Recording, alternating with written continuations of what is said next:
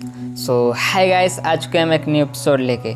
जैसा कि अगले एपिसोड में हमने देखा था, किन्यू ने गार्डियन एल्डर से टेंपल ऑफ मिस्टीरियस में जाने का रास्ता पूछा था।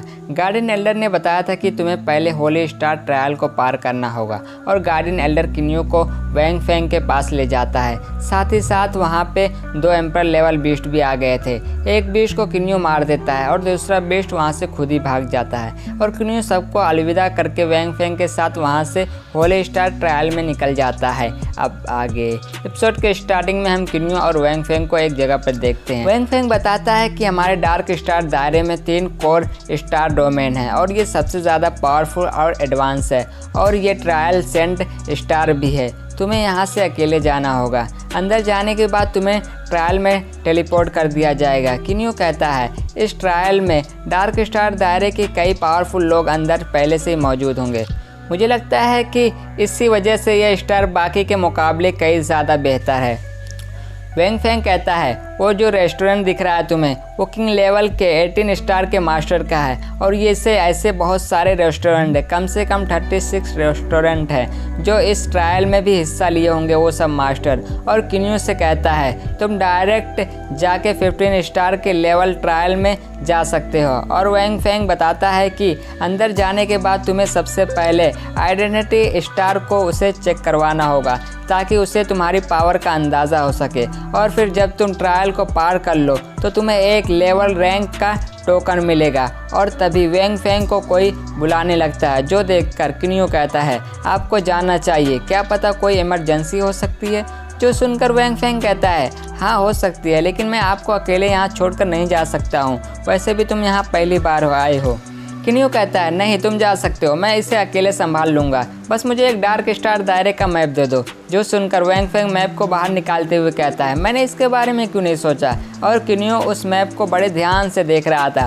वैंग फेंग कहता है मेरे पास सचमुच एक काम है, मैं आपसे बाद में मिलूँगा। और उस मैप को किन्यू को देते हुए कहता है हम वापस ज़रूर मिलेंगे। किन्यू उसका शुक्रिया अदा करता है। वैंग फेंग ध्यान से जाने के लिए कहता है और वैंग फेंग वहाँ से निकल जाता है। और हम एक रेस्टोरेंट को देखते हैं जिसके अंदर से होली स्टार दायरे में जाने का टेलीपोर्टेशन एरा होता है। वहाँ पे किन्यू आता है। किन्यू का ऑरा देखकर रेस्टोरेंट का एल्डर हैरान हो जाता है और वहाँ के लोग बात करने लगते हैं ये हाई लेवल एम्पर लग रहा है, ये एम्पर लेवल का मास्टर रेस्टोरेंट में क्या कर रहा है, ये पर्सन एक जीनियस है।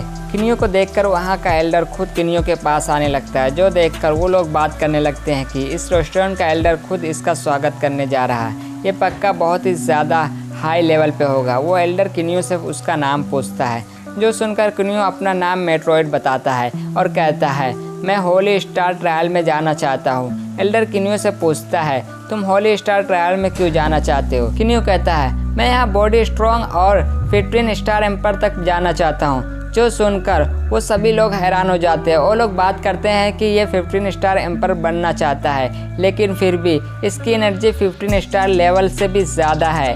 एक पर्सन पूछता है तुमने इसका नाम कभी सुना है। सभी लोग मना बोलते हैं। एक पर्सन कहता है ये इतना ज़्यादा पावरफुल है, लेकिन फिर भी हम में से किसी ने इसका नाम नहीं सुना है। मैं महसूस कर सकता हूँ कि ये एक मास्टर है और ये इतना शांत कैसे हो सकता है, शायद ये दिखावा कर रहा है। एल्डर किन्यू से कहता है अगर तुम्हें 15 स्टार ट्रायल में जाना है तो तुम्हें 14 स्टार ट्रायल का आइडेंटिटी टोकन दिखाना होगा। मैं आपके लिए टेलीपोर्टेशन एरा खोल दूंगा। जो सुनकर किन्यू कहता है मैं पहले एक भी ट्रायल नहीं दिया हूँ, मैं अकेले प्रैक्टिस किया हूँ और 14 स्टार लेवल तक हासिल किया हूँ। और अपनी आइडेंटिटी टोकन निकालते हुए कहता है मैं जानता हूँ कि इस आइडेंटिटी स्टार से भी ट्रायल में जा सकते हैं। और किन्यू उस आइडेंटिटी स्टार को उस एल्डर को दे देता है। वो एल्डर उस आइडेंटिटी स्टार को लेकर किन्यू को टेलीपोर्टेशन एरा के पास ले आता है और किन्यू को चेक करता है, जिसकी वजह से किन्यू के अंदर से गोल्डन एनर्जी निकलने लगती है। जो देखकर एल्डर किन्यू को गुड लक कहता है और उसे टेलीपोर्ट कर देता है और किन्यू होली स्टार ट्रायल में आ जाता है। जैसे ही वो गोल्डन एनर्जी गायब होती है, वैसे ही वहाँ का ग्रेविटी की वजह से किन्यू घुटने पे आ जाता है। ग्रेविटी काफ़ी ज़्यादा थी, जिसकी वजह से किन्यू खड़ा भी नहीं हो पा रहा था। वहाँ पे एक पर्सन था जो किन्यू को बताता है कि अगर तुम्हें यहाँ पे टेलीपोर्ट होके आना है तो अपने हाथों और पैरों को ज़मीन पर रखकर आना चाहिए, वरना ग्रेविटी की वजह से तुम्हारी हड्डियाँ भी टूट सकती है। तुम काफ़ी पावरफुल लग रहे हो, इसी की वजह से तुम खड़े होने की हिम्मत कर सकते हो, और तुम इतना लेट क्यों आए हो? क्या तुमने कोई प्लान बनाया है? यहाँ पे आने से पहले सभी लोग अपना प्लान बना के ही आते हैं। किन्यू वहाँ पे बैठ जाता है और कल्टीवेशन के लिए तैयार हो जाता है, और ये हमें 1 साल बाद का सीन दिखाया जाता है। किन्यू कल्टीवेशन से उठ जाता है और किन्यू खड़ा होता है, जो देखकर वो पर्सन हैरान हो जाता है और कहता है, क्या तुम्हें इतनी जल्दी 15 स्टार एम्पायर की पावर का आदत हो गई है? तुम्हारी बॉडी कितनी पावरफुल है। जो सुनकर किन्यू कहता है, क्या ये करना इतना मुश्किल था? और किन्यू आगे बढ़ने लगता है, लेकिन उसे आगे बढ़ने में काफ़ी प्रॉब्लम हो रही थी। किन्यू को आगे बढ़ते जाते देखकर वो पर्सन कहता है, 1 साल के अंदर खड़ा होना और बिना नुकसान के ये नामुमकिन है।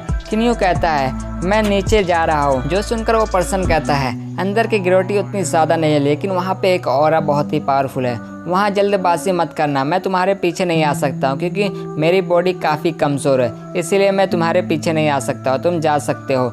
किन्यू वहाँ से निकल जाता है। किन्यू सोचता है कि ऐसी प्रैक्टिस मैंने बहुत समय पहले करता था, अब मुझे इसकी आदत नहीं है, लेकिन फिर भी मैं इस ग्रेविटी को सह सकता हूँ। और किन्यू उस स्टार को सर्च करने लगता है, और किन्यू को पता चलता है ये लोगों की सोल पावर को खींचता है, और फिर किन्यू उसे अपने पावर से सर्च करने लगता है। और किन्यू को पता चलता है कि ये काफ़ी छोटा स्टार है, लेकिन इसकी ग्रेविटी काफ़ी पावरफुल है। ऐसा लगता है कि यहाँ पे कुछ है, और किन्यू एक खाई के पास आ जाता है। किन्यू कहता है, ऐसा लग रहा है कि इसके अंदर से वो ऑरा आ रहा है। इस ग्रेविटी की वजह से मैं यहाँ पे उड़ नहीं सकता हूँ, जिसकी वजह से मुझे यहाँ नीचे उतरना पड़ेगा। और किन्यू उस खाई से नीचे उतरने लगता है। किन्यू सोचता है यहाँ की ग्रेविटी कम है, और तभी किन्यू का हाथ फिसल जाता है और नीचे गिरने लगता है। लेकिन किन्यू सही टाइम पे एक पत्थर को पकड़ लेता है और वहाँ पे लटक जाता है, और अपने मेट्रोइड से अपने आप को हील भी कर लेता है। और फिर किन्यू सोचता है कि यहाँ पर इतनी ज़्यादा ठंडी हवा क्यों चल रही है, और किन्यू नीचे आ जाता है। लेकिन किन्यू काफ़ी थक गया था, लेकिन फिर भी किन्यू आगे बढ़ने लगता है। और किन्यू को वहाँ पर एक अजीब सी जगह दिखाई देती है, जहाँ पर मूर्ति बनी हुई होती है। किन्यू कहता है, ये ठंडी हवा लगता है इसके अंदर से आ रही है, और किन्यू आगे बढ़ने लगता है। लेकिन तभी किन्यू वहाँ पे फ्रीज हो जाता है, और किन्यू कहता है, मैं इसे सह नहीं पा रहा हूँ, मुझे जल्द से जल्द इससे निकलना होगा। और किन्यू अपने पर्पल फायर से उस आइस को पिघलाने लगता है और उससे बाहर आ जाता है, और कहता है, शायद मैं इस फायर से इससे आगे बढ़ सकता हूँ। और उस फायर की सील बनाकर आगे बढ़ने लगता है, लेकिन फिर भी किन्यू को परेशानी हो रही थी। किन्यू कहता है, मुझे लग रहा है कि मिडिल ग्रेड की आर्टिफैक्ट इस बर्फीली हवा में नहीं सह पाएगी और जमकर खराब हो जाएगी। वहाँ पर एक पुल देखता है। किन्यू कहता है कि ये कैसा पुल है, ये इस बर्फीली हवा में भी नहीं जम रहा है। और किन्यू अपने सोल पपिट को बाहर निकाल लेता है और कहता है, ये मेरी बॉडी से काफ़ी पावरफुल होना चाहिए, ये इस ग्रेविटी को शायद सह सकता है। और किन्यू उस पपिट को एक्टिवेट कर लेता है, लेकिन वह पपिट डायरेक्ट घुटनों के बल आ जाता है, जो देखकर किन्यू उसे अपने पास रख लेता है और कहता है कि मेरी पावर के बिना यहाँ पर सर्वाइव नहीं कर पाएगा। और वहाँ पर कोई अजीब सी चीज़ दिखाई देती है, और यहीं हमारा एपिसोड खत्म हो जाता है।